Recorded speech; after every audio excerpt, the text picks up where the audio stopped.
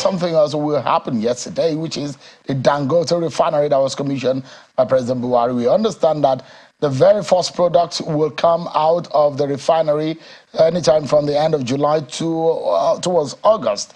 Let's get some insight. Now, I'm being joined by a very outspoken economist.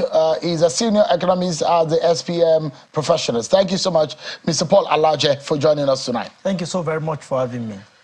These projects, should we be very excited about them, considering the fact that the president recognized that there are loads and loads of loans that tied to these projects?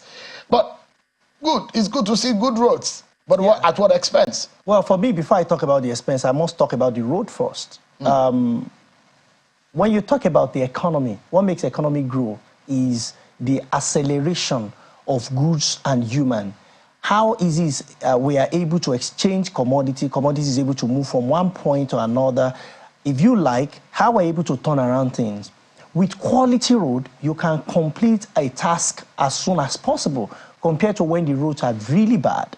And what you've seen with Lagos Ibadan, which I've used a number of times, second Niger Bridge is being commissioned, and a number of other projects that President Buhari has done. Even though there may be other challenges with the administration, I can tell you that in terms of infrastructure, the administration has tried it beat. And I would not only want to talk about road. You know, I tell people that this administration have two-star boys.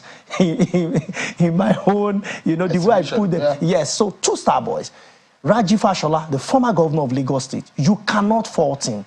He has really done his best. The next person to him, which I call his twin brother, is Rotimi Amici. When it comes to rail project, Nigeria never had Lagos, Ibadan, narrow gauge, standard gauge. It was started and completed under Buhari.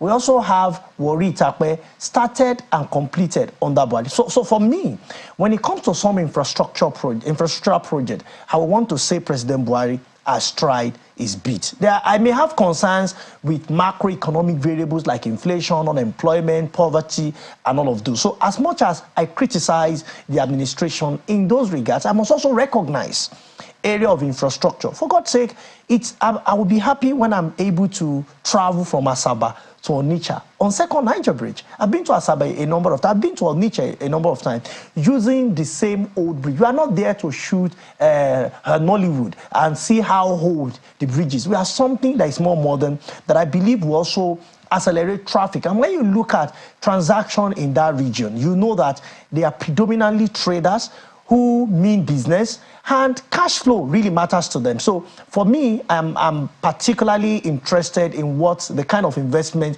and the spread all around the country, especially what has happened in the There are a lot of people who will say, military era, it's an era that no one wants, any Democrat would never want to imagine, or don't want, is forced on us. But that the effort the military are done in terms of infrastructure, and in fact, a lot of people will attribute a major infrastructure in Nigeria to the military days. Is it Abuja? Even Lagos. Even Lagos, the Third Mainland Bridge, and a major national project were being initiated by the military. And the Buhari government will say, after the military, it's a Buhari government in terms of infrastructure. But the question is, Mr. Alaji, Nigeria is highly indebted. Yes, the debts, the debit check, as I call it, the president-elect Bola Tinubu will be receiving for President Buhari will be between 65 to 77 trillion naira debt, even though what's the rate of the debt management office has published today is less than 50 trillion naira. That is because the restructure or rearrangement of ways and means have not probably been captured. But I'm very convinced that in the next quarter report, which will be coming for the end of June, you will see that report and you see a major surge in what we are owing. So what that means is, yes, Nigeria is owing so much money. You see, my concern as an economist is more with ability to service. You know, when you look at debt service to revenue, that is where we have challenge. And that is where I think the president-elect should start looking at how to use technology to make more revenue, not by taxing more people. But this government said we have a revenue problem. Because this government don't know where the revenues are. That's the real challenge. Are they blind to it, or they don't just want to know? I would say because they need technology, and the technology is not readily available to governments to generate revenue. If you have how much revenue does the Nigerian economy have potential of? Well, beyond what is in the budget, at least we have additional 30 trillion naira that we are not making as a people. And I mean, do you think that Bola Tinubu and his team are aware of this? I'm not sure, but I want to believe that President-elect Bola Tinubu would find means. Because you see, you cannot keep going to the debt market. We are not looking as attractive. You know, when you see a girl of 18 and the girl is 30 and the girl is 40 and she's 45, but she still has all the makeup, hey, you are no longer in the market. Because when you look at our debt component, the commercial loan is over 40%. And you see the bilateral and multilateral loan, even if you go and renegotiate with them, the question is, if you don't feed yourself, you are still dependent. Would you be saying to Tinubu, do not borrow? I'll be telling Tinubu that before you borrow, make sure that you double your revenue. And to double the revenue from possible revenue windows, according to the National Bureau of Statistics, there are sectors that are growing single, when I say single, not less than 6%, 7-8%, and in some cases, double digits, that are paying less and less to federal government. In CIT, and they are not even other taxes that government collects, that government is not collecting. So have we checked? Have we discussed, have we looked at those revenue windows that is possible for the Nigerian government beyond asking small businesses to pay more and charging more from businesses that are already struggling? And I'm happy that at least we have laws that say you should exempt some businesses. But there are businesses that are returning in trillions. I give you an instance. There is a business in Nigeria, in a particular sector, I won't mention them, that they make so much money. Rather than registering and listing the business in the Nigerian Stock Exchange, it was registered in the American Stock Exchange. But the core business the core revenue of such business is coming from Nigeria.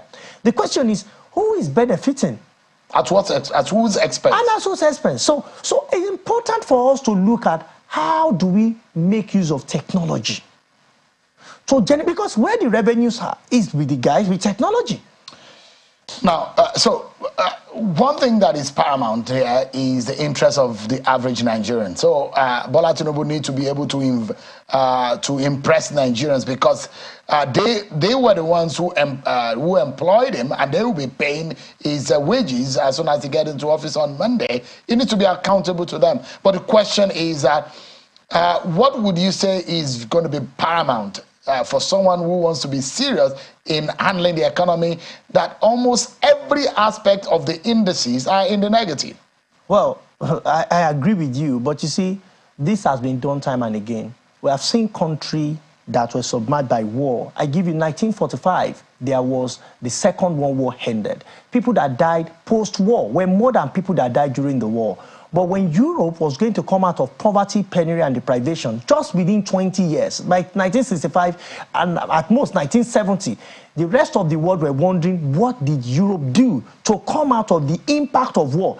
Nigeria, perhaps in the last 20 years or 30 years, we cannot say that we have had a war, even though we know that we once had a civil war that has since ended.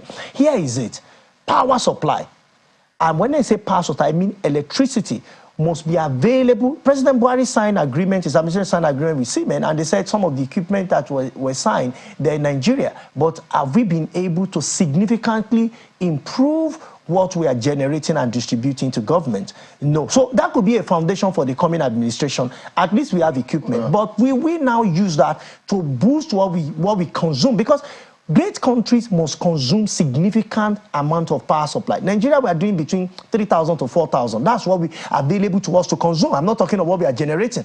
The number must increase to minimum of 20,000, and at most about 50,000 megawatts. That is not what we are available at home, especially for manufacturers. If the hope can be renewed, we need to renew our strategies too, as a people. So now, let me take your view on the Dangote refinery. I mean, applause, kudos to Mr. Dangote, Aliko Dangote, and his team for coming up with the idea. And in fact, it's interesting that the CBN said almost 70% of the loan facility given for that project is being paid back. Good news also is the fact that by end of July or August, we might be seeing some first set of products coming out of that. Petrochemicals, oil and gas coming out of that facility. Good news.